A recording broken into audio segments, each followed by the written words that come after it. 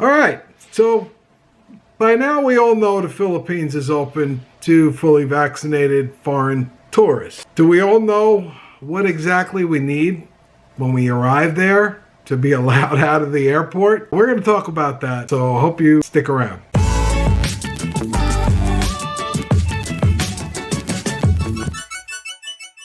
Hey guys, before we get started with today's video, just a reminder, please give the video a like and please subscribe if you haven't already.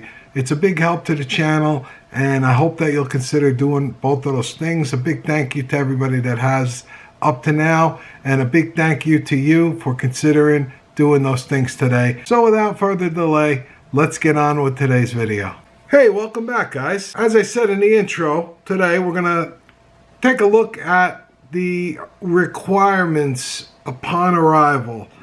There's a lot of videos out there that already have this. I wanted to add mine to the mix. What I'm going to share with you is off of the Philippine News Agency website, and I just wanted to talk about what exactly is needed for foreign tourists. Some of you guys are going to be going there for the first time to meet your girls. Some of you guys have been there already, so you kind of know the drill. But I know for me, if I wasn't where I am now in my relationship with my wife, let's just say rewind, and I've been talking to her, haven't met her yet, talking to her online through COVID, waiting, when is it going to open? I can only imagine how you guys in that situation and ladies are feeling about now. I know for me, I couldn't wait, and there was no COVID when I first went to the Philippines, but just from meeting my wife online and getting to know her online and the hours and hours and hours of video chatting and getting to know her, I just couldn't wait to meet her in person. And I remember how I felt, and I remember how she felt, and it was awesome experience. So you guys that are watching this that haven't actually met face to face yet, you're really in for a treat. But unfortunately, the world had become a much more complicated place than it was back, not too long ago, 6 years ago or so, when I met my wife, and we went through all of this. Welcome to 2022. The, we hope, soon-to-be post-pandemic world, where you got tons of hoops and hurdles to jump through and jump over to get from your Western country to the Philippines to meet the girl of your dreams. So today, as I said, we're going to talk a little bit about, this isn't going to be a long video, I'm going to talk a little bit about what's required. As of February 4th, this article went up, and I'm going to share a link, and I'm going to share a screenshot and show you guys what it is. I'm going to try to make it not confusing. I watched some other videos, and I don't know. I just want to make it black and white, very simple what it is, and you guys can read this for yourself. We'll try to stay updated as to what exactly it is. Hopefully they're not going to change this too much more. I would think not, but then again, we're talking about the Philippines, so who knows. I'm going to cut through the article and go right to what we're here to talk about, and that is what you need as a foreign tourist right now, as of February 4th. This article is what you need to get through the airport and out into the Philippines. So first and foremost, acceptable proof of vaccination. Now, I've done videos about this before. I'll try to put those in the description as well. But seems now they've made it simple and they're accepting the CDC vaccine cards. As I've been recommending, New Jersey is one of the states that offers what equates to a vaccine passport. Whether I will be printing mine out, I'll have it on my phone, I'll take a screenshot, in addition to my vaccine card when we go, my wife and I, our vaccine card from the CDC, we're also going to carry our printout from our medical records with the QR code that can be scanned. We're going to bring more than they're asking for, because from what I know and from what people have shared with me and what I've seen online, the more stuff you bring, the better off you are and the less chance of you having any kind of issues. But it sounds like they simplified it and things are going forward. You also have to do that one health pass. There's a lot of videos out there about that. I have not done a video on that yet.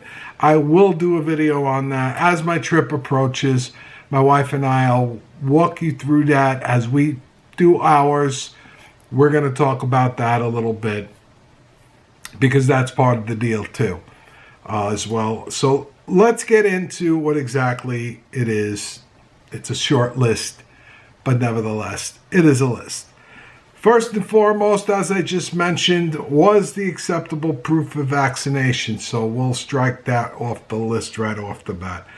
Then you need a negative RT-PCR test taken within 48 hours before the date and time of departure from the country of origin, first port of embarkation, in a continuous travel to the Philippines, excluding layovers for their return journey. There you have it. So if you're flying from the U.S., you're going to get your RT-PCR tests from the U.S., not from if you're stopping in Canada. You're American, you're stopping in Canada and then flying direct from Canada to Manila. You're not going to get your PCR test from Canada. You're going to get before you leave the United States, before you leave Canada, etc., etc., etc.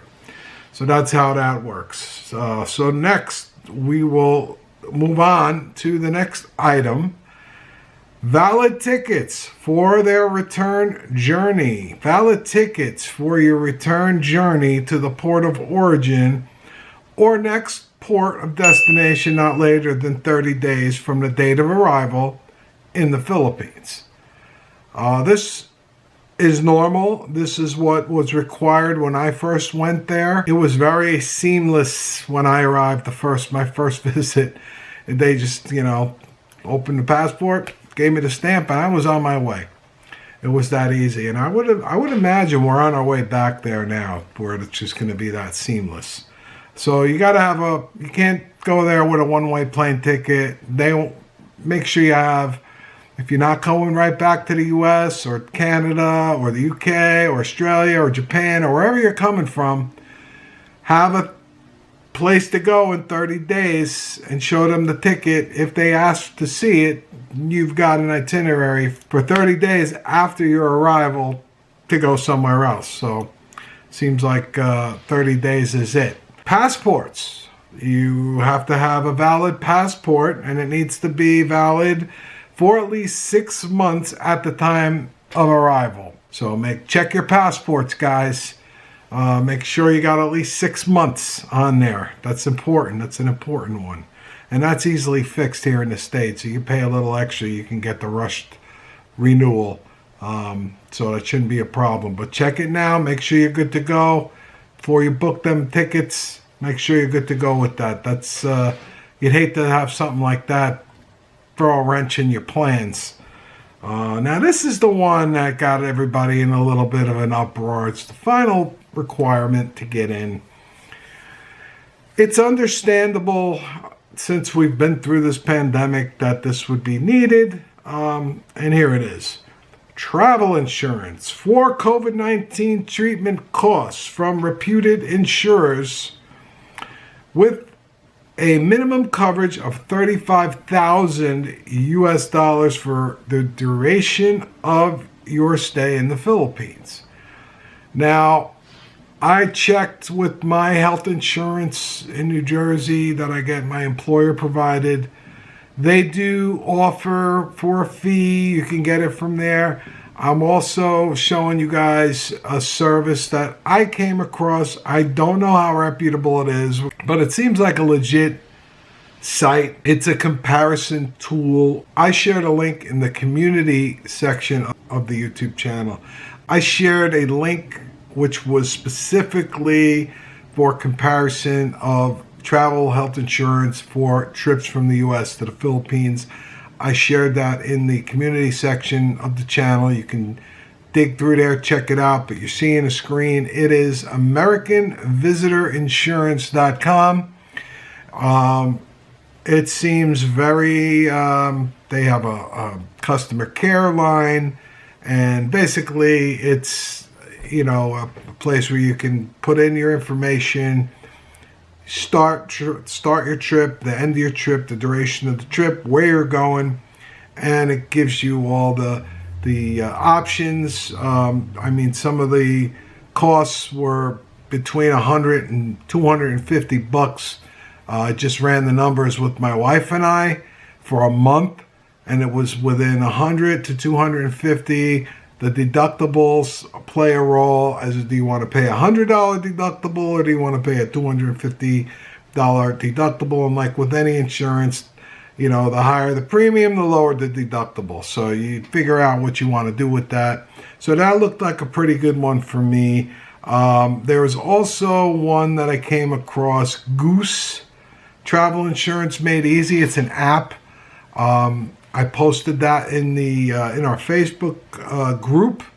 Didn't endorse it. I'm not endorsing either of these because I never use them. I'm just putting them out there to try to help. If anybody's got a trip that's coming up soon and you want to start with either one of these, I spent a little time searching online and these two jumped out at me. There were some reviews. They seem to be on a level, but I would research it yourself a little bit. It doesn't seem like that requirement's going away. And from what I've seen, if you're going there for 30 days, you're looking at a couple $100. It was like $50,000 worth of coverage for a couple $100. And that was for two people. So I think I saw it for one person, it was as low as $70. So you're not looking at a lot of money. Anybody watching this has any experience with the travel health insurance, share it in the comments.